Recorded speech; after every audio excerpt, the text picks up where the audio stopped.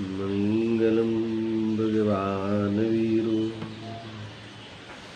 मंगलम गौतमोधनी मंगलम कुंदार्यो जय गुरुमोस्तु मंगलम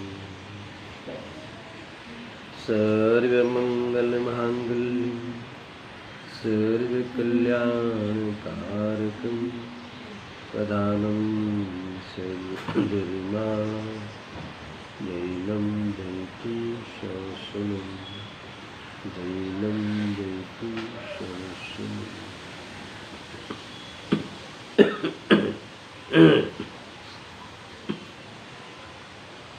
नमस्मै साराय स्वानुभूत्या च काश्यते चित्स्य भावाय भावाय सर्वभावान्तरच्छिदे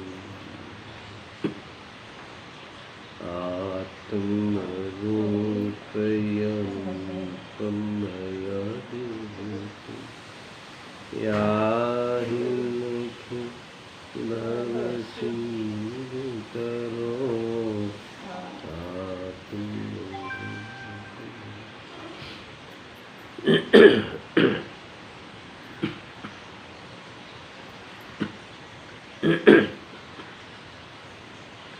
समय सार बंद अधिकार 173 कलश पर स्वाध्याय चल रहा है।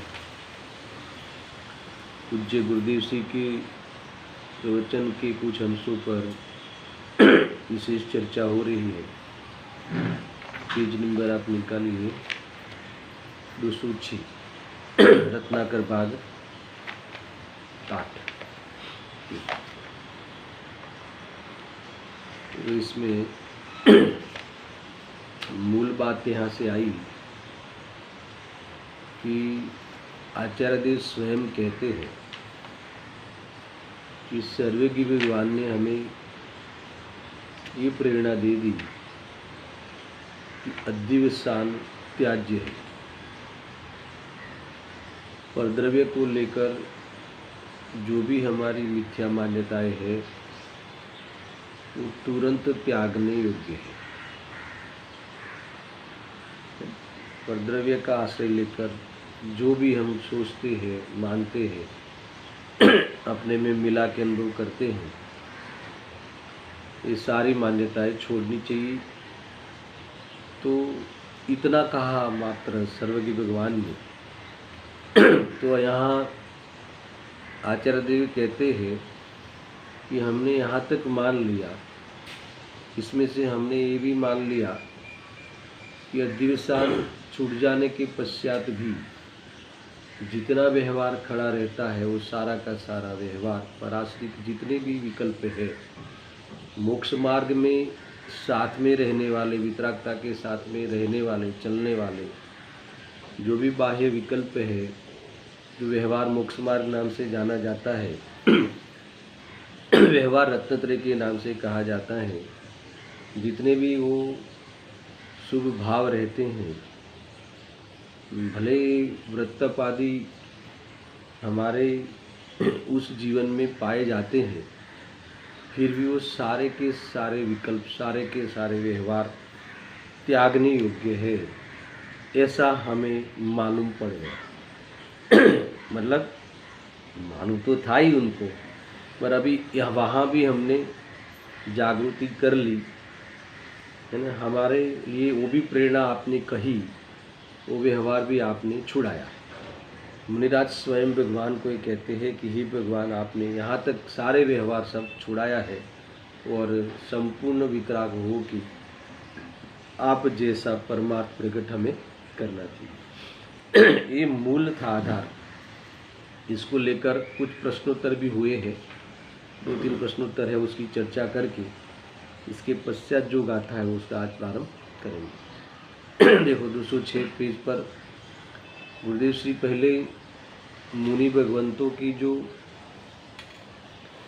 महिमा है वो महिमा करते थकते नहीं, इसके बाद वो विषय को जोड़ते हैं। देखो,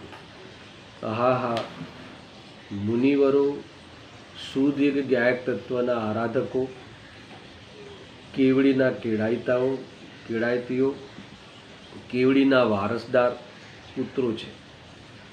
इतनी बड़ी महिमा करते हैं। केवड़ लेसे न केवड़ीना पुत्र क्यों, केवड़ी के वारसदार क्यों? क्योंकि केवली भगवान ने जो किया है ना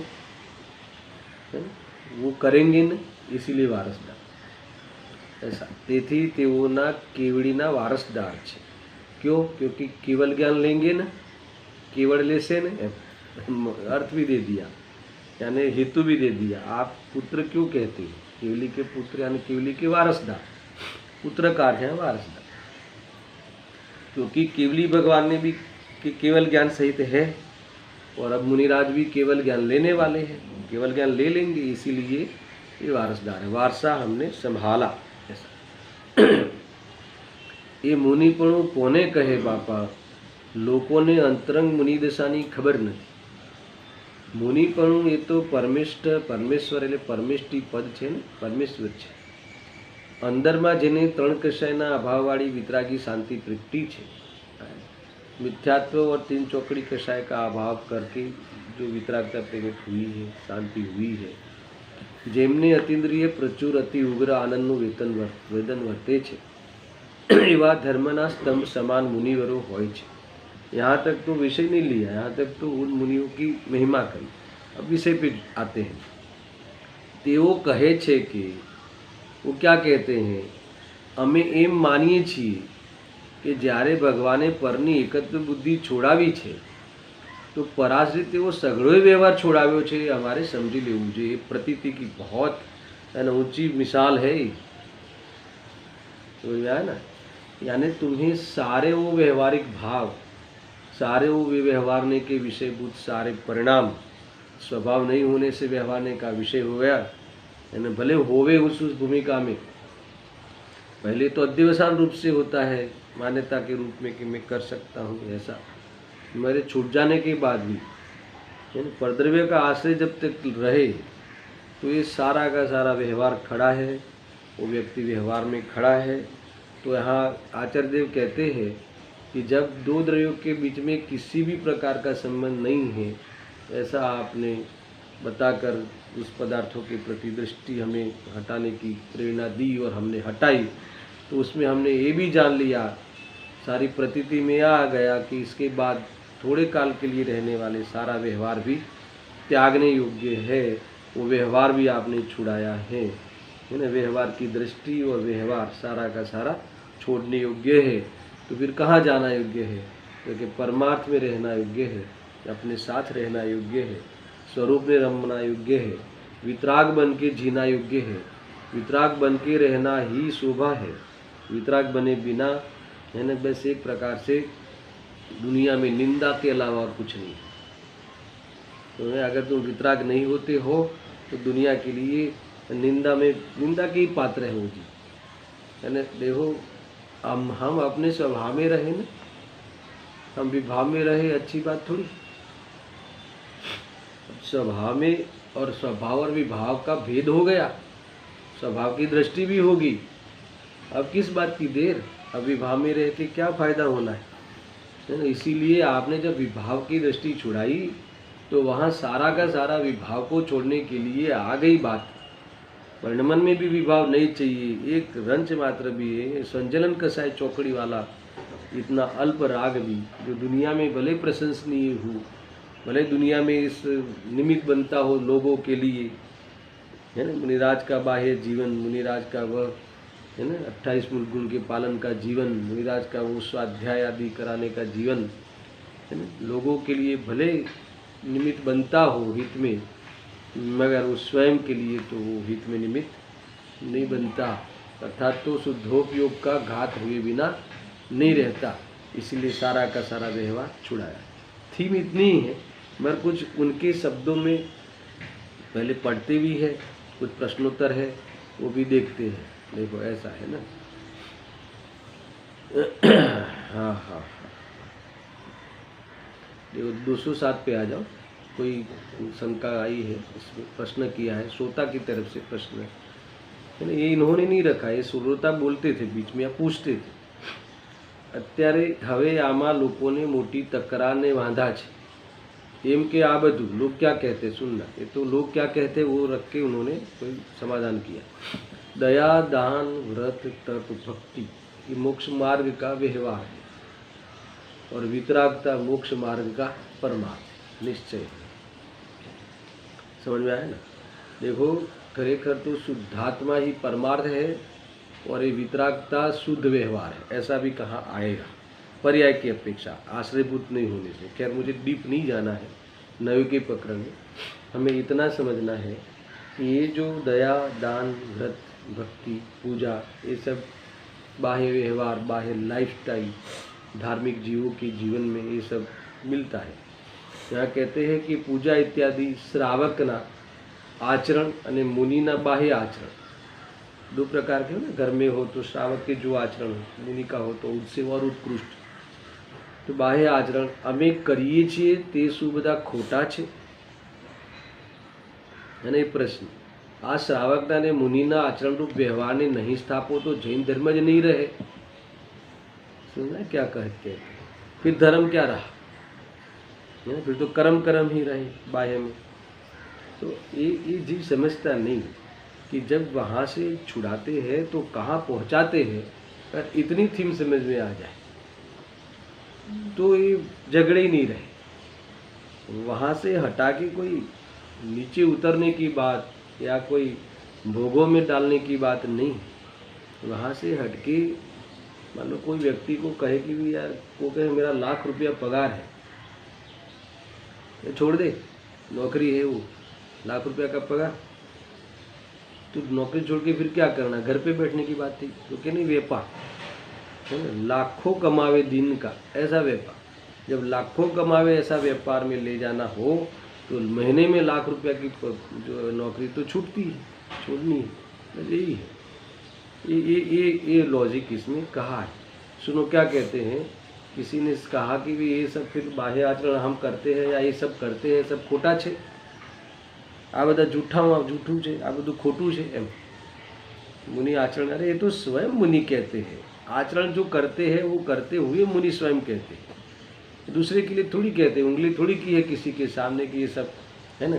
मान लो कि कोई पंडित कहे मान लो ये मुनि के सब आचरण गलत है तो कदा तू कह भी देवी, ये तो मुनिराज स्वयं आचार्य कुलकुल देव अमृतचंद्र देव कहते हैं कि आ बधु आचरण जे छे ये त्याज्य छे, त्यागने योग्य, सारा का सारा व्यवहार, सारा का सारा। हमने तो कोई कहे कि लोक व्यवहार तो हम छोड़ देंगे, पर धर्म का व्यवहार क्यों छोड़े?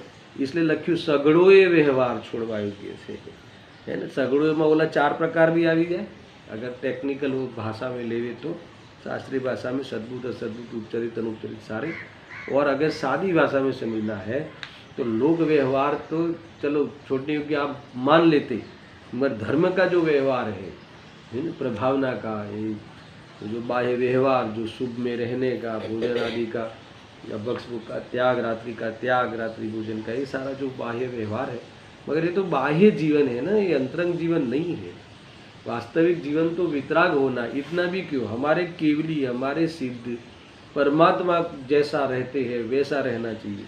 इसके नीचे व्यवहार रहता है, अरिहंत और सिद्धों के नीचे व्यवहार की बात खड़ी रहती है। मार्ग है ना, मार्ग का फल तो अरिहंत सिद्ध दशा, मुख्य रूप से सिद्ध दशा, और भाव की अपेक्षा अरिहंत दशा, और द्रव्य भाव की अपेक्षा सिद्ध अवस्था। सारे शारीरिक इस प्रकार से हमारा वह जीवन होना चाहिए ऐसा। देखो समाधान, बापू जैन धर्म तो एक वितराग भाव स्वरूप है, इन्होंने कहा ना। नहीं देखो ये 2-3 तरह की बातें होती हैं। जब बात ऊंची रखी हो ना तो ऐसा नहीं कहेंगे हाँ हाँ हाँ मार्ग में रहते हैं तब व्रत होते हैं। यहाँ तो मार्ग में रहते हैं तो मार्ग में ही रहना है क्या? वो गंतव्य तक मंजिल पहुँचना कि नहीं पहुँचना, समझ में आया ना। मार्ग में रहते हैं तब तक तुम साधन में बैठे हो, बराबर है ना। मगर घर पे पहुंचने पर साधन तो छूटता ही है बाह्य, समझ में आया ना। तो ये कह रहे कि भाई तुम ये व्रतादि ये जो छोड़ जो नहीं करे क्या, ये सब झूठू छे, तो ऐसा नहीं कहा ना ये तो હોય છે એની સાથે सहचर છે, ऐसा एक बार भी नहीं है। तो है वो हमारी सारी बातें, मगर यहाँ हमें ये बात नहीं बतानी, हमें तो बहुत ऊंची बात बतानी। वितराग स्वरूप है जैन धर्म में तो, कि क्योंकि इसने कहा ना कि फिर वो व्यवहार ने अगर તમે नहीं स्थापो, नहीं कहो, व्यवहार ने जो उड़ावी देशो तो जैन धर्म का क्या होगा, रहेगा ही नहीं। तो कि जैन धर्म में શું છે તને ખબર છે? જૈન ધર્મ શું છે? વ્રત તપ જૈન ધર્મ છે। અરે જૈનીઓ અને અપૂર્ણ અવસ્થામાં ત્યાં જોવા મળે છે, પણ એ જૈન ધર્મ નથી। તો શું છે? તો કે તો આશ્રવ તત્વ છે અને બહારની ક્રિયા તો જડની ક્રિયા છે। તો જૈન ધર્મ શું છે? વિતરાગ સ્વરૂપ। એ કહા ના, જૈન ધર્મ તો એક વિતરાગ ભાવ સ્વરૂપ છે, શુદ્ધ ચૈતન્ય પરમિન સ્વરૂપ છે। વ્રતાદિનો રાગ કાંઈ જૈન ધર્મ નથી, ધર્મ નથી। तो कर्म છે, हाँ के कर्म છે, ख्याल आया कि निर्दोषता नहीं। निर्दोष आहार लेना, निर्दोष आहार लेने का विकल्प क्या कहते हैं? दोष है। क्या बात करते हो, है ना? निर्दोष आहार की बात कर रहा, दोष है यानी वितरागता के सामने वो दोष है, क्योंकि विकल्प है। जैन धर्म नहीं, जैन धर्म में चलने वाले जीव निर्दोष आहार ही लेते हैं, निर्दोष आहार का विकल्प आता है, मगर धर्म तो वितरागता ही है। वो वितरागता नहीं है, विभाव है, आश्रव भाव है, शुभाश्रव है, पुण्य परिणाम है। समझ में आएगी नहीं? होता है, इसका कौन निश्चित करता है? और होता है इसलिए तो अब कह रहे कि कब तक, अब कब तक, अब कब तक आहार में उतरोगे प्रभु, यानी कब तक आहार में उतरोगे? समझ में आया कि नहीं? स्वरूप में कब तक, स्वरूप में जाने की देर क्यों? अब ऐसा स्वरूप में रहना चाहिए ना। देखो प्रतीति तो चतुर्गुण स्थान से ऐसी हो जाती है कि स्वरूप में रहना है। सगुणो ये व्यवहार निषेध वायुज्ञ छे। अब निषेध का जो क्रम पड़ता है वो अलग बात है ना, छोड़ने में जो क्रम बनता है वो अलग बात है। छोड़ना तो सब है, समझ में आया ना? यानी स्वरूप में रहना ही है इष्ट, और कुछ नहीं। देखो व्रतादिनो राग कहीं जैन धर्म नहीं, जो कि धर्मी ने तेवो व्रतादिनो राग होय छे। આવી ગયો ને, આવી कितना बैलेंस है। पहले नहीं कहा और हो જોઈએ એમ પણ નહીં, હોય છે ને। देखो एक तो उपदेश बोध हो ना, उपदेश बोध हो तो उसमें बात अलग है, मगर गुरुदेव श्री उपदेश बोध को मुख्य नहीं करते, है ना। एम भाई अशुभ थी बचवा, शुभ में आवू पड़े, कभी कभी कह देते हैं मगर ज़्यादा नहीं देते लग, क्योंकि इसमें क्या सीखा, सहज है ये सब। देखो अशुभ से बचने के लिए शुभ में आना एक कथन है, उपदेश बोध है, और शुभ में रहना चाहिए जब तक स्वरूप में नहीं रहा जाता, उपदेश बोध है। ये तो वास्तविकता तो है कि जब स्वरूप में नहीं रहा जाता तो सहजता से जीव कहाँ दिखेगा, वहाँ इतना राग उसे आ ही जाता है। दोनों में बहुत अंतर है ना, उपदेश बोध में तो बताएंगे, पर आ ही जाता है उसका अर्थ कि इसमें वह वजन है कि इसे रखना नहीं चाहते। ये भाषा में जैसे मैं आपको कहूँ कि भी स्वरूप में रहना है और स्वरूप में रहा नहीं जाता, तब ज्ञानी भी मजबूरी से, है ना, ये मंदिर आदि में दिखते है ना, मंदिर आदि का राग आए बिना नहीं रहता। इसका अर्थ क्या हुआ कि ये परवशता है, ये वास्तव में कोई इलाज नहीं है, और दूसरा ये वास्तव में ये रोल मॉडल नहीं है। अर्थात तो ये एक प्रकार से इसमें रहना कोई उपदेश नहीं है कि इसमें रहना चाहिए। समझ आया कि नहीं? ये कोई तुम्हारे लिए उपादेयता की ओर से ये नहीं है, ये यही बता रहे हैं। भाषा में कितना वजन में, वजन वेटेज कहाँ है? उद्देश्य का जो अध्यात्म हृदय में है, तो ये कहा ना भाई, पहला तो स्थापना एवी कर दी थी ने, जहाँ जो स्थापना करवी पड़े करवी જોઈએ। व्रतादिनो राग कहीं जैन धर्म नहीं, धर्म फरम नहीं, कर्म छे, अधर्म छे, ऐसे ऐसे शब्द आएंगे आपको। अधर्म छे यानी वितराग धर्म नहीं है, जो कि धर्मी ने तेवा व्रतादिनो राग होय छे, ये होय ये छे, એટલે तो आ बात आई है ना। इसलिए तो बात आई कि धर्म जिसने प्रकट कर लिया है और धर्म में ही आगे बढ़ने का पूछा चल रहा है, ये तुम्हें कभी कभी इस राग में दिखेगा, है ना। आए बिना नहीं रहता, बचता नहीं वो भी। और इसीलिए अभी ये भगवान की बात उन्होंने याद करी कि प्रभु आपने तो सारा का सारा व्यवहार छुड़ाया है, ये बात मैं वापस याद करता हूँ, हमें तो यानो अर्थ ये लीजिए, है ना। मैं कई बार ऐसा कहता हूँ, देखो तुम सुनना मेरा, वैसे नियम सार का जो जब भी चलाता हूँ, और नियम सार की का विषय है कि देखो हम आप गृहस्थ हैं, ठीक है। जैसे हमारे लिए आप कह सकते हो, हम गुरु को कहे हमारे लिए आप कह सकते हो कि भी कब तक दुकान मकान विषयों में, भोगों में, ये व्यापार में, व्यवहार में कब तक पड़े रहोगे, है ना। ये कोई जीवन है क्या, है? तो ऐसा कह के हमें प्रेरणा दी, ठीक है। मुनि बन गए, मुनि बन गए, सारा गृहस्थपना छोड़ दिया हमने सारा, और बस मुनि बन के पीछे कमंडल लेके गए। अब मुझे बताओ कि उनके लिए अब क्या करना है, अभी उनको क्या पुरुषार्थ करना है। हमें ऐसा लगता है कि बहुत है गई मुनि बने एटले। तो नियम सार में लिखा, निज भावना का ग्रंथ है ना, तो उनमें लिखा, उनमें कहा आचार्य देव ने कि व्यवहार ना परिहार अर्थे निश्चय रत्न त्रय, है ना, अंगीकार करवा योग्य से नो विकास करवा योग्य। अभी इनको कोई कहे कि अभी इनको कौन सा पुरुषार्थ करना है, अब दुकान मकान आदि तो कुछ है ही नहीं, वो राग ही नहीं है। तो कहते हैं कि अभी इनको जो व्यवहार बचा, अभी इनके जीवन में जो संचलन कषाय के अंतर्गत जो उनका जो व्यवहार बचा, सुनना कठिन पड़े कि अरे जो इनको ये संघ संचालन का विकल्प, इनको ये प्रवचन सार आदि 5 परमागम लिखने का विकल्प, इनको आविदेव शास्त्र गुरु के निमित्त से लक्ष्य से ये सब जो विकल्प आ रहे हैं, तो उसका परिहार अर्थ है ना। इससे नियम रूप कार्य को याद कराते हैं कि तुमने मुनि बन के रत्नत्रय की पूर्णता की प्रतिज्ञा करी है, हे मुनि, है ना। एकाग्रता, है ना, ये तुम्हारी एकाग्रता जो भंग होती है, तुम्हारी प्रतिज्ञा कहीं न कहीं, है ना, शिथिलता को आप आ जाते हो, छठे में आना ये शिथिलता है, प्रमाद है, प्रमद गुण स्थान है।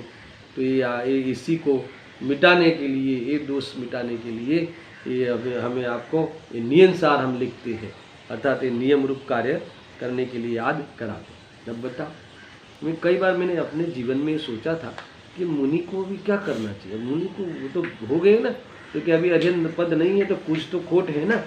तो खोट कौन सी है, अभी उसमें खोट ढूंढो, मुनि में खोट कौन सी है। वो तो हमारी तुम्हारी जैसी थोड़ी खोट होगी, ऐसे थोड़ी परिणाम होंगे। तो उनके परिणाम कहीं ना कहीं बिंदु जितना राग है कि नहीं है ना राग। तो राग मिटाने के लिए अब शुद्धोपयोग बढ़ाओ, श्रेणी का शुद्धोपयोग को प्राप्त हो, इसीलिए सगड़ो ये व्यवहार केवो छे त्याज्य छे।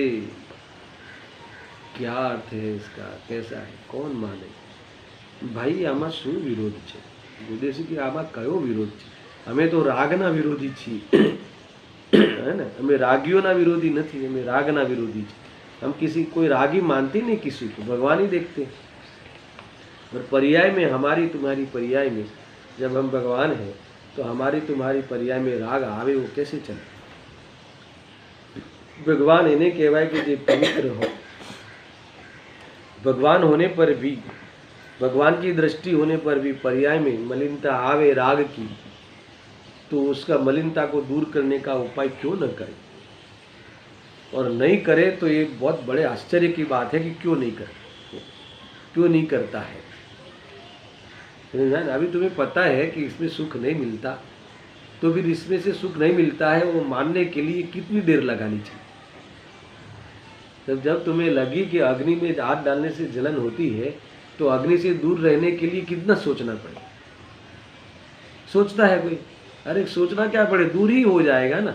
अब इन्हें सोचेंगे व्यवहार से कि निश्चय से पहले हम करते हैं। अरे तुम इतना तुम विकल्प क्यों करते हो, जलता है ना हाथ अग्नि में, तो नहीं डालना चाहिए, बात खत्म, समझ में आ रहा। नहीं छत्तापन, अरे दुनिया में अग्नि रहेगी ना, तुम्हारा तुम भी रहोगे, मगर उसमें हाथ नहीं डालना है, उतना तो करना है, जल जाओगे ऐसा। तो ये बस इतना सा है। बहुत ही एकदम अहम बातें हैं ये सब। कितनी देर लगाओगे? अब देह में नहीं हूँ ऐसा मानने के लिए नहीं, फिर भी और गुरु से समझते हैं, और ग्रंथ से समझते हैं, नहीं और ये तो प्रवचन सार में तो समझ लिया, समय सार में भी समझ लिया, फिर भी और कोई नियम। अभी क्या एक ही बात होगी ना, हर आचार्य ने अलग अलग थोड़ी ना कहा है, समझ गया ना? ऐसा है देखो क्या कहते हैं, व्रतादिनो राग હોય છે ધર્મીને અવશુદ્ધના, પણ तुरंत निषेध है ना। देखो राग धर्मी ने तेवो व्रतादिनो राग होय छे, व्यवहार की स्थापना करी कि नहीं करी? अब सुनना तुरंत कथन बदला नहीं है, पण ते काई धर्म नहीं, ये निषेध। कहाँ निषेध किया? मान्यता में। ये परमार्थ धर्म नहीं तो धर्म कयो छे? अरे हूँ एम कहूँ ने नास्ती थी कथन न बोलो, है ना, कि धर्म नहीं है। मेरे ऐसा बोले कि वितरागता ही धर्म है तो राग धर्म नहीं है, ये बात सिद्ध हो गई, ऑटोमेटिक निषेध हो गया। इस प्रकार से निषेध करते। अरे वितरागता प्रकट करी तो राग मत मिट गया है, राग का निषेध हो, व्यवहार का निषेध हो गया। कुछ करना नहीं पड़ता व्यवहार का निषेध करने के लिए, निश्चय में चले जाओ। इसके बाद की तो यही गाथा है, समझ में आया कि नहीं? ऐसा है। देखो ये ऐसा है ना कि जैसे तुम सीढ़ी चढ़ते हो, सीढ़ी तो तुमने 5 नंबर के स्टेप पे तुम्हारा पैर रखा, तुम हो।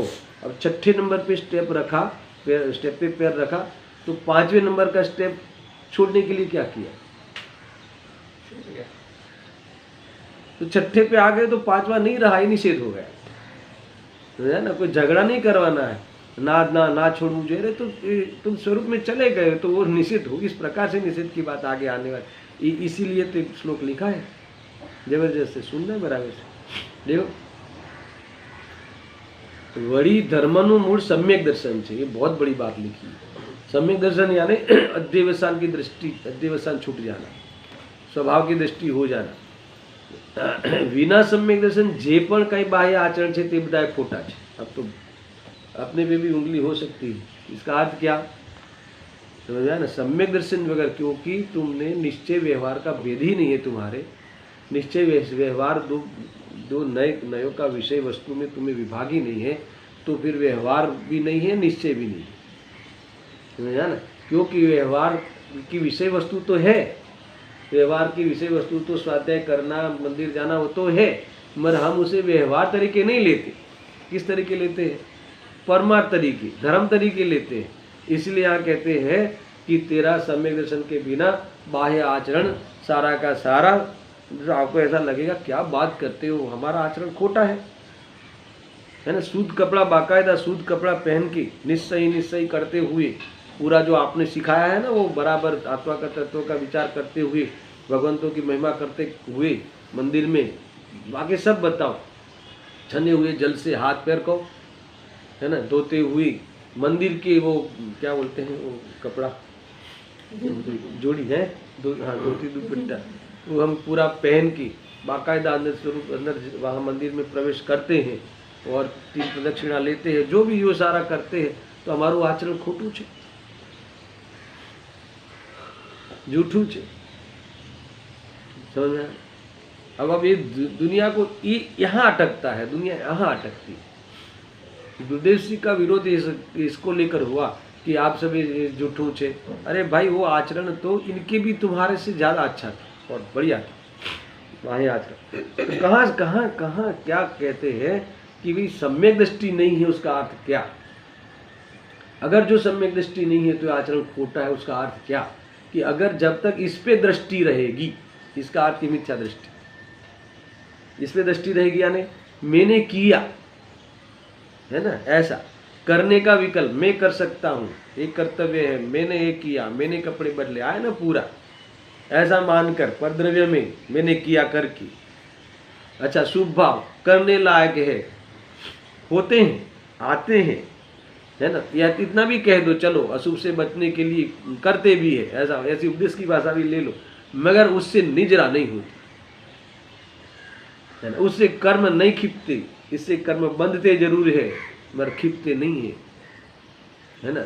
मान लो कि अशुभ कर्म की निजरा मान लो होती है, अगर निजरा शब्द से तुम्हें प्रेम हो तो चलो अशुभ की निजरा होती है, मगर कर्म का अभाव वाली निजरा नहीं होती। पुण्य कर्म तो बनता ही बनता है, कर्म का कोटा खाली नहीं होता।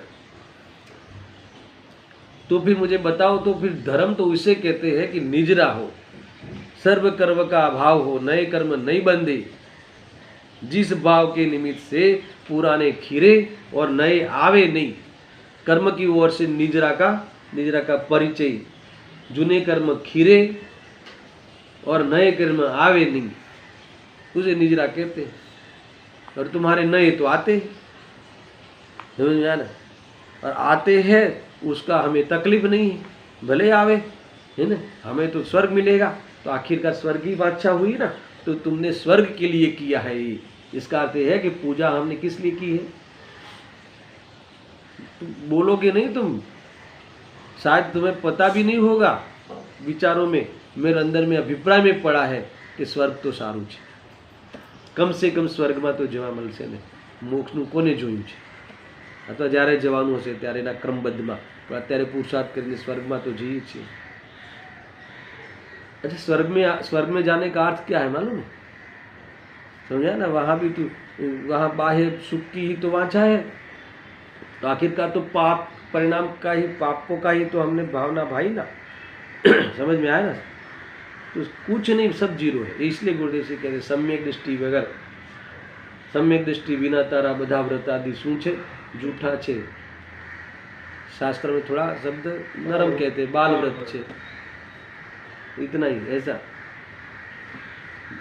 देखो गुरुदेव ने लिखा है, कहा है, देखो व्यवहार पण कहता નથી એને, બધાય ખોટો છે। સમ્યક દર્શન જે કાંઈ, વિના સમ્યક દર્શન જે કાંઈ બાહ્ય આચરણ છે તે બધાય ખોટા છે, એને વ્યવહાર પણ કહેતા નથી।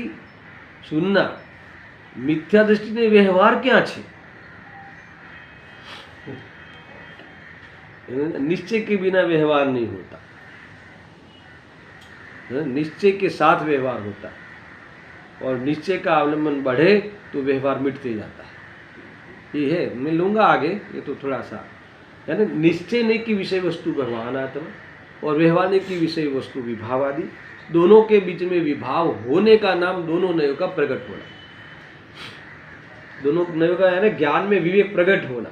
निश्चय नहीं की विषय वस्तु भगवान आत्मा वितरागता स्वभाव, और व्यवहार नहीं की विषय वस्तु विभाव, ये दोनों के बीच में है ना विभाग वेद ज्ञान होना, इसका नाम दोनों नयों का प्रकट होना। दोनों नयों का यथार्थ प्रकट हुआ। निश्चय का आश्रय तब हुआ, व्यवहार का आश्रय छूटा दृष्टि में। अब जितना अवलंबन है वो अवलंबन छोड़ने के लिए तत्पर होते हैं ज्ञानी, समझा ना। ये है पूरी स्टाइल, ऐसा है। देखो मिथ्या दृष्टि ने व्यवहार क्या है, वह व्यवहार कहाँ है मिथ्या दृष्टि? समझ, मिथ्या दृष्टि मंदिर कहाँ जाता है? ऐसा मिथ्या दृष्टि मंदिर नहीं जाता, जाता है ना। बस बात यह है कि वो मंदिर जाता है, उसका निषेध नहीं है, वो जाता है, मगर वो मंदिर में जाने को ही धर्म मान लिया। धर्म को समझने का नाम धर्म नहीं है। अभी हम धर्म कर रहे हैं कि धर्म समझ रहे हैं?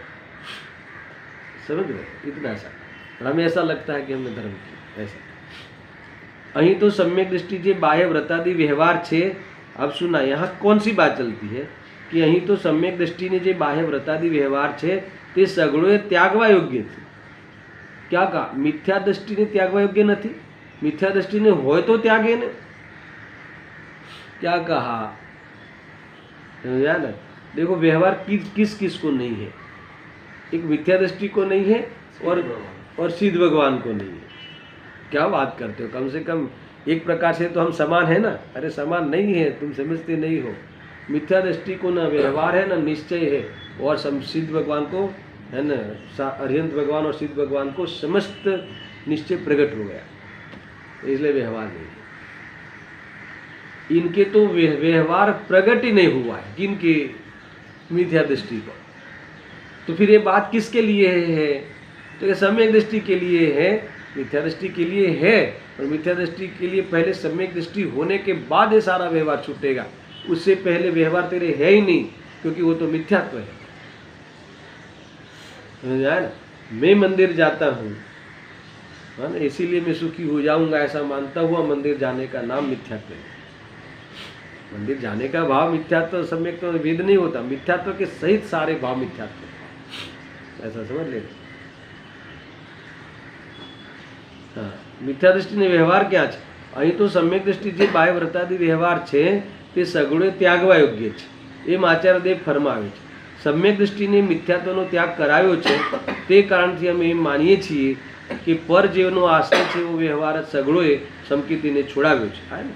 जिसने दृष्टि छूटी पर की तो अब पर की तरफ, जब पर में सुख नहीं है ऐसा समझ में आ गया, स्वमें सुख है तो फिर पर की ओर जाने का क्या मतलब? यही तो है। इसीलिए तो जब तुम्हारा एक बार तय हो जाए कि 6 द्रव्य के अलावा विश्व में कुछ है ही नहीं और कहाँ बाह्य में सुख है ही नहीं, फिर भी तुम्हें घूमने का प्रसंग आवे, अवसर आवे उदय में, तो तुम्हें फिर वहाँ जाके भी वही लगे, यहाँ का कुछ सुख तो है ही नहीं। इस प्रकार से विरक्ति होते होते तुम्हें स्वरूप में रहने का उपाय अर्थात तो पुरुषार्थ बढ़ता है, ये यहाँ कहने वाले। देखो और भी नीचे है, हाँ पण दयादान व्रत भक्ति इत्यादि व्यवहार तो करवो ने अभी भी नहीं छोड़ता। कौन? ये श्रावक, ये शिष्य। शास्त्र में पण व्रतादि ने बाह्य आचरण विधान छे ने, बहुत कठिन पड़ता है, इसलिए गुरुदेव ने बार बार लिया। श्रोताओं के बीच में से प्रश्न आते हैं, छे ने हजू तो कह્યું છે આટલું સમજાવ્યા પછી સુનો બાપુ, દયાદાન વ્રતાદિનો જે વ્યવહાર છે ને પણ તે શું છે? રાગ છે ने रागने करवानो अभिप्राय मिथ्या देवसान, फिनिश जीरो। अगर तुम्हारा वजन इसी पे ही हो कि कहाँ है कहाँ है कहाँ है, करना चाहिए, समझ में आया कि नहीं? अरे ये करना चाहिए तो वो भी तो ज्ञानी ने कहा है कि इसकी दृष्टि छोड़ना चाहिए, स्वभाव की दृष्टि करना चाहिए। तो फिर दोनों बातें मानो ना, स्वभाव की दृष्टि करो और व्रत आदि जब तक होते हैं तो जाना, जाना हुआ प्रयोजनवान है, आदर किया हुआ प्रयोजनवान नहीं है। इतनी भूमिका में इतना राग रहता है, इससे कम नहीं रहता, समझ में आया कि नहीं? इससे विरोध नहीं रहता। और इतने रहते हुए जितनी वितरागता प्रकट हुई है उस व्यवहार के साथ रहते हुए, है ना, तो वे उतनी वितरागता के साथ इतना व्यवहार रहने का कोई निषेध नहीं है। अर्थात निषेध नहीं उसका अर्थ है कि वितरागता रह सकती है। सम्यक दर्शन और एक चौकड़ी कृषाय का अभाव वाली वितरागता समझ लेना असंयम के साथ रह सकती है, मगर 2 चौकड़ी अभाव वाली वितरागता हो और असंयम हो ऐसा कभी नहीं हो सकता। यानी एक दिश संयम हो ही जाता है बाह्य में, और 3 चौकड़ी के अभाव वाली वितरागता जब प्रकट हो तो उसके साथ में इतना राग रहता है, रह सकता है, कितना? 1 चौकड़ी जितना, 1 चौकड़ी जितना राग रहे तब तक 3 चौकड़ी का वितरागता वाली 3 चौकड़ी अभाव वाली वितरागता को छू नहीं सकती, अभाव नहीं कर सकती, लड़ नहीं सकती। मगर लॉस कौन सा है? श्रेणी वाला पुरुषार्थ नहीं कर सकता, अतः श्रेणियों में नहीं चढ़ सकता। तीव्र उदय में, मंद उदय में श्रेणियों का पुरुषार्थ होता है, और जब पूर्ण वितराग हो जावे 12वें गुण स्थान में, तब वो संघों का संचालन और 28 मूल गुण वाला राग नहीं होता। अगर वो राग रहे तो 12वें गुण स्थान वाली पूर्ण वितरागता नहीं होती। बस ये बताने के लिए, ये जाना हुआ प्रयोजनवान है, इतना जानना, ये जानने के लिए आज गुरुदेव श्री तो कहते हैं कि जब भी ये राग बतावे कि हाँ व्रतादि होय छे, तो इतना कि इतनी बीमारी बाकी है वो जानने के लिए, अभी इतनी बीमारी बाकी है, इसका नाम जाना हुआ प्रयोजनवान। ये बीमारी है, स्वभाव नहीं है ऐसा जानना, इसका नाम जाना हुआ प्रयोजनवान। ये सब लिखा है इसमें, देखो अगर जो दया दान व्रतादि जो व्यवहार है ते राग है, તે રાગને કરવાનો અભિપ્રાય મિથ્યા દેસાય છે, મિથ્યાત્વ છે, એ તો આગળ આવી ગયું હે ને। રાગને કરવાનો અભિપ્રાય એટલે ને રાગ તો કહ્યો છે शास्त्र में तो कहा है ना, इतना तो होता है। अरे तुझे उपादेयपन आ गया, ये होता है इसीलिए तो तुम्हें ज्ञान कराते हैं कि ये जो है, ये जो होता है या तू करता है या आता है, जो भाषा में लेना है, मगर ये सब धर्म नहीं है, ये धर्म के बाहर की बात है। ये धर्म तूने शुद्धोपयोग के को दाव पे लगा के आते हैं ज्ञानी, वहाँ शुद्धोपयोग की खोट पे आ रहे हैं। खोट तो हो गया कि शुद्धोपयोग नहीं है, तो बोलो खोट का धंधा है कि क्या है? खोट का धंधा हुआ ना, राग में आना, व्रतादि में आना खोट का धंधा है। आना अलग बात है, आता है वो अलग बात है, मगर खोट का धंधा है ऐसा तू नहीं माने तो तेरे अभिप्राय में अध्यवसान है। या खोट है, मिथ्या दृष्टि है, तो तेरे आचरण भी मिथ्या है, कुछ नहीं है, तेरे व्यवहार भी कुछ नहीं है, ऐसा सुनना। ये तो આગળ આવી ગયું કે ઉપયોગ ભૂમિ રાગાદી સાથે એકત્વ પામે તો મિથ્યાત્વ છે, બંધનું કારણ છે। આ કળશમાં પણ કહે છે કે ભગવાને પર સાથે એકત્વ બુદ્ધિના સર્વ દેવસાન છોડાવ્યા છે, તે પરથી અમે મુનિવરો એમ માનીએ છીએ કે વ્રતાદિનું આ તો ફીર છે, વ્રતાદિનું સગળો એ વ્યવહાર ભગવાને છોડાવ્યો છે। हो जाए ना, इसका अर्थ यह है कि अभी भी कुछ और ऊंचा काम है, व्रतादि में अटकना नहीं, स्वरूप में रहना, वितरागता, ऐसा अस्थिरता, समकिति ने अस्थिरता જેટલા વિકલ્પ આવે તે સગળોએ ભગવાને છોડવા યોગ્ય કહ્યું છે। ये समकिति को लेके बात यहाँ आई, कई है, कई पैराग्राफ है, एक आध पैराग्राफ और पढ़ लेता हूँ। हाँ, शास्त्र में व्रतादि बाह्य आचरण विधान छे, अभी उसका प्रश्न है ना, शास्त्र में विधान है ना, लिखा हुआ है ना, तो ये तो व्यवहार ने दर्शाव्यो छे। धर्मीने निर्मल रत्नत्रय रूप धर्मनी वितरागी परिणति साथे बहार में केवो व्यवहार शुभाचरण होय छे तेनु ज्ञान करावानुं त्या प्रयोजन छे, है ना। धर्मी को ये इतना धर्म के साथ बाह्य में ये अनुव्रत होते ही है, दो चौकड़ी का अभाव हो तो उसका उपयोग असंयम रूप नहीं जाता, तो इतना रहता है, तो जाना हुआ प्रयोजन अर्थ क्या कि अभी भी इतनी अस्थिरता है, मगर ए लेवल की है, नीचे के गुणस्थान वाली जैसी नहीं है अस्थिरता, इतनी है ना, तो इसका नाम जाना हुआ प्रयोजनवान, ऐसा। ये तो 12મી ગાથામાં આવ્યું છે કે ધર્મીને પર્યાયમાં જે કિંચિત રાગ છે તે કાળે જાણેલો પ્રયોજનવાન છે, આદરેલો નહીં। આહા, ધર્મી પુરુષ સર્વ રાગને રાગ માત્રને हेज माने છે, કરવા યોગ્ય નહીં।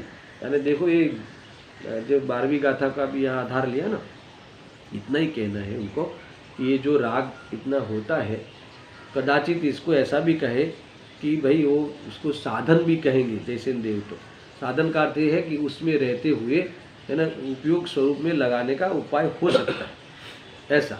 बहुत तीव्र कषाय में रहते हुए कभी स्वरूप में नहीं जाता, अशुभ में से तीव्र कषाय में से शुद्ध में नहीं जाया जाता, शुभ कषाय में आते हुए, मन कषाय में आते हुए शुद्ध में जाया जाता है, इसलिए बीच में इतना रास्ता आता है, मगर ये बीच में आने वाला रास्ता है, बीच में आता है, स्वरूप में नहीं। समझ में आया कि नहीं? दो अर्थ ले लेना, बीच में आता है, अभी भी स्वरूप में जाने के लिए ये बाधा है, और स्वरूप में जाने के लिए ये बीच में आए बिना नहीं रहे। समझ में आया ना? तो ये सारी बातें हैं भाई, ऐसा इस प्रकार से समझना चाहिए। बहुत पैराग्राफ है, कितना पैराग्राफ लूँ, मैंने तो काफ़ी मार्किंग की हुई है ऐसा। हाँ हाँ, देखो एक और ले लो, इसमें एक खास बात करनी है। तीसरा पैराग्राफ, वળી કોઈ એમ કહે અહીં તો પरमा એકત્વ બુદ્ધિના અધ્યવસાને બંધનું કારણ કહ્યું છે, તેથી કાંઈ દયાના ને વ્રતાદિના પરિણામ બંધનું કારણ નથી। क्या कहा कि यहाँ एकत्व बुद्धि के साथ दया व्रत आदि का परिणाम तुम बंध का कारण कहो, जो तुम कह रहे हो हमें मान्य है, और एकत्व बुद्धि चली गई फिर तो ये करता है दया दान आदि व्रत, जो भी व्रत आदि का, तो उसको तो बंध का कारण नहीं कहो। आपने भी कहा है ना समय सार में गौण करके, है ना, बंध नहीं है ऐसा कहा है, तो फिर वो बात रखो ना अपनी, वो अच्छी बात है। इसका अर्थ क्या, गुरुदेव जी कहते हैं कि तुझे ये रख के करना है तो तुझे तो मिथ्यात्व है, ऐसा कहेंगे। पढ़ूँ मैं, देखो भाई, ये तो मिथ्यात्व सहितना पરની એકત્વ બુદ્ધિના પરિણામ જે મિથ્યા દૃષ્ટિને હોય છે તેને મુખ્ય ગણીને તેને બંધનું કારણ કહ્યું છે। બાકી દયા દાન વ્રત આદિના એકત્વ બુદ્ધિ રહિત જે પરિણામ સમ્યક દૃષ્ટિને હોય છે તે પણ બંધનું જ કારણ છે। ऐसा नहीं है कि सम्यक दृष्टि व्रत करे तो बंध नहीं होगा, ऐसा नहीं है, तो बंध का कारण, पर उसे अनंत बंध नहीं होता, अनंतानुबंधी का बंध नहीं होता, इसलिए बंध नहीं, ऐसी बात कही। सुनना, बंधનું કારણ છે તે અલ્પ બંધનું કારણ હોવાથી, દીર્ઘ સંસારનું કારણ નહીં હોવાથી તેને ગૌણ કરીને બંધમાં ગણ્યા નથી, એ બીજી વાત છે। પણ તેથી જો તું એમ માનતો હોય કે એકત્વ બુદ્ધિ વગરના અને જ્ઞાનીને જે રાગ આવે છે વગરના રાગના પરિણામ વ્યવહાર પરિણામ કરવા જેવા છે, કેમ કે તે બંધનું કારણ નથી, તું ऐसा अर्थ निकालता हो, है ना, पर मोक्षનું કારણ છે, अगर तू ऐसा मानता हो तो तेरी मान्यता खोटी है। इसका अर्थ कि तुझे अभी भी पर की एकत्व बुद्धि मिटी नहीं। अरे हम तुझे वितरागता के लिए प्रेरित करते हैं, बीच में व्रत आते हैं तो आते हैं, नहीं व्रत तो હોય જ છે, કરવા જોઈએ ને, આમાં શું ખોટું છે? अरे तुझे वितरागता ही सत्य है एक, समझ में आया ना, प्रकट करने रूप उपाधि वितरागता ही है, तो पहले में पहले नंबर में गाड़ देना। इसके बाद भी जितने व्रत आते हैं तो तू व्रत में भी रहेगा, दिखेगा, मगर तेरा प्रयोजन वो नहीं है, तुझे ख्याल में होना चाहिए ऐसा जाना हुआ प्रयोजनवान है ना। ऐसी बातें बहुत कुछ आई है, तो इस प्रकार से समझना, बराबर है ना। देखो कि जो परमार्थ नहीं है ना, वो सब मिथ्यात्व ही है, ऐसा मुझे कहना नहीं है। व्यवहार भी हो सकता है, मगर उसमें रुचिपूर्वक अगर वो व्यवहार करता हो तो फिर वो मिथ्यात्व में चला जाएगा। वही पूजा, अगर दृष्टि वही पूजन वही भक्ति, समझ लेना, अगर तुम्हारी उस पर दृष्टि हो तो वो मिथ्यात्व में चला जाएगा। अगर तुम्हारी दृष्टि स्वभाव पे हो तो वो व्यवहार धर्म में चला जाएगा। समझ आया कि नहीं? ऐसा व्यवहार धर्म में चला जाएगा, नाम पाएगा फिर भी उससे बंद होता है, ऐसा जानते हुए ज्ञानी स्वरूप में रहने का उपाय करते हैं। इस प्रकार से गुरुदेव जी के प्रवचन के माध्यम से भी हमने इस कलश का विशेष खुलासा किया। अब इसके बाद कौन सी गाथा आएगी? 272 यही विषय को लेते हुए है ना, क्योंकि संकेत किया था ना आगे कौन सा विषय आएगा, तो मैं इनको मूल्य बताना है कि ये जो व्यवहार नए का जो व्यवहार नहीं है वो निश्चय में रहते हुए व्यवहार नए का निषेध किया जा सकता है। अर्थात जितने भी मुनिवर हैं, मोक्ष मार्गी हैं, वो सब निश्चय में रहकर सारा व्यवहार का निषेध करते हैं, है ना। तो ये बहुत बड़ी बात है, ये कथन तुम सोचना आज पूरे दिन, व्यवहार में रहते हुए निश्चय का निश्चय में रहते हुए व्यवहार का निषेध किया जाता है, अथवा निश्चय के द्वारा व्यवहार का निषेध किया जाता है। निषेध करना है ना, यानी छोड़ना है ना, तो कैसे छोड़े? दुकान में जाके नहीं। समझना एक बात खास है ना। देखो ये व्यवहार के त्याग की बात जब भी आती है तो एक अंतिम बात कह के समाप्त करता हूँ। जनमानस को ऐसा लगता है कि ये लोग व्यवहार का जो त्याग करने को कहते हैं, दया दान व्रतादि, तो जनमानस में ऐसा भ्रम हो जाता है कि ये पूजन भूजन आदि छोड़ के, अर्थात तो इनको ऐसा लगता है कि ये तो खाओ पियो मौज करो, है ना, और मौज करके धर्म हो सकता है, ऐसी बात कहते हैं। इनके दिमाग में ऐसा बैठ गया है, क्या कहा है ना, अथवा तो ये खा पी के मौज करने के लिए कह रहे हैं, तो ऐसा थोड़ी ना कहते हैं। समझ में आया कि नहीं? जनमानस में यही है ना कि दया माँ, दान माँ, व्रत माँ, पूजन माँ, भक्ति माँ, है ना, काई ये माँ तो धर्म भरम छः नहीं, तो इसको लोगों को ऐसा लगा कि ये तो नया धर्म ले आए, खा पी के मौज करो और धर्म करो। तो ऐसा नहीं कहा है, वो लाइन में नहीं जा रही है बात। समझ में आया ना? ये इससे भी छूटकर वितराग हो जाओ, ये कह रहे हैं। और इसमें कैसे छोड़े और किस प्रकार से छूटता है, ये सारी बातें कल विशेष इस गाथा में आएगी। सहजानंदी शुद्ध श्रेष्ठ